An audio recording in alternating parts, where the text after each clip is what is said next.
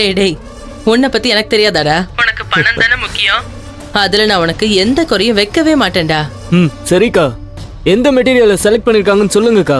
டேய், அந்த லாஸ்டா ஒரு பொண்ணு போட்டோ அனுப்பியிருந்தல்ல, அவ பேரு கூட ஏதோ மதுமிதா.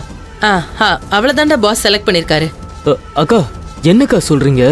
நான் அனுப்பின போட்டோஸ்ல நிறைய காலேஜ் பொண்ணுங்களா இருந்துச்சு, அவங்கெல்லாம் என்னாச்சு? ரிஜெக்டடா எல்லாரும்? டேய் ஆமாண்டா, பாஸுக்கு மதுமிதாவை தான் பிடிச்சிருக்கான், அவளே தூக்கிட்டு சொல்லிட்டாரு. அக்கா, அவ ஸ்கூல் பொண்ணுக்கா, அவளையா தூக்கணும்னு சொல்றாரு? அந்த கேள்வி எல்லாம் நமக்கு தேவையில்லாதது.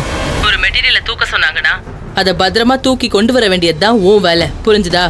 அது புரியுதுக்கா, ஆனா அந்த மெட்டீரியலை தூக்குறது கொஞ்சம் ரிஸ்கான விஷயமா இருக்கு. ஆனா அதுக்காக முடியாதுன்னு நினைக்காதீங்க. எப்பயும் கொடுக்குற பேமெண்ட்டை விட ஒரு 25% அதிகமா கொடுக்கணும். அதுக்கு நீங்க ஓகேன்னு சொன்னீங்கன்னா நான் இந்த மெட்டீரியலை தூக்கி தரேன். டேய், நீ எவ்வளவு பணம் கேக்குறியோ அவ்வளவு பணத்தையும் கொடுக்குறேன்.